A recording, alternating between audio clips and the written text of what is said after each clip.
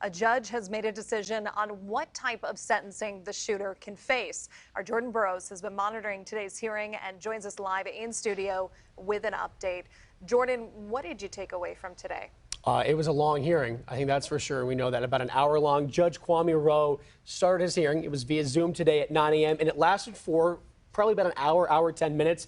And today's decision was on whether or not the Oxford High School shooter can, in fact, face life in prison without the possibility of parole.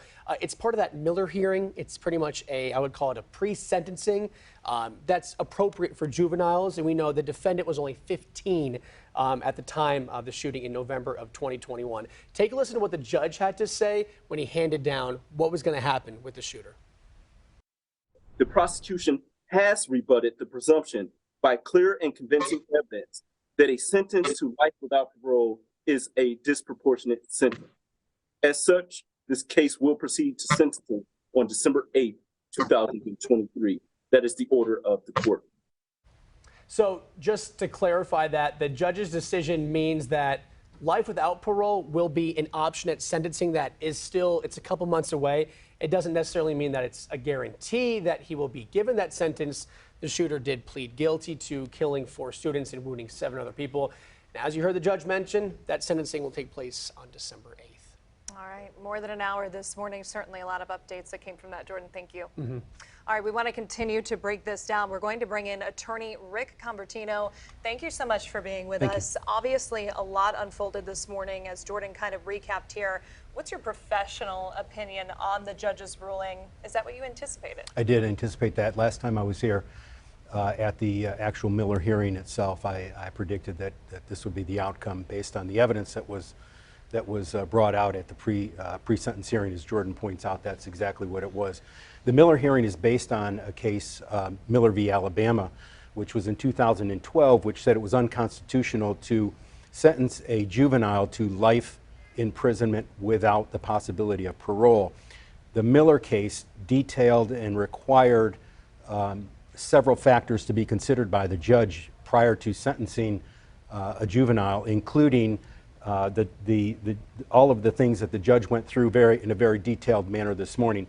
The age of the defendant, his home life, his family background, the circumstances of the offense, and most importantly, and what the judge focused on today in the very last thing he said was that he didn't think that this defendant had the possibility of rehabilitation. He said it was slim.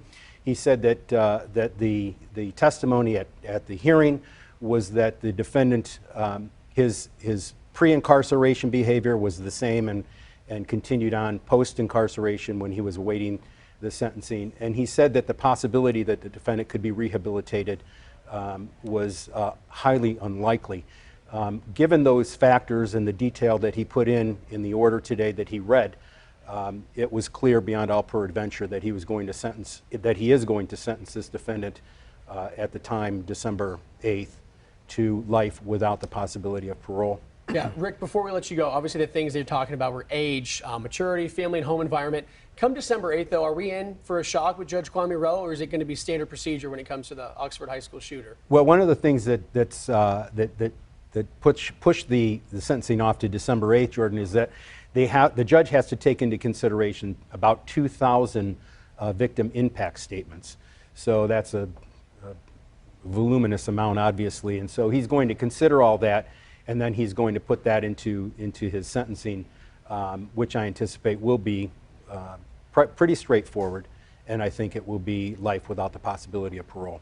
Will his parents hear the decision? Well, they're away in jail too, in prison? Oh, I'm sure they have already been made aware of the outcome of the hearing today, and I'm sure they'll be notified quite promptly of the decision. They had a big impact in the defendant's behavior. That was replete in the testimony that came out in the hearing.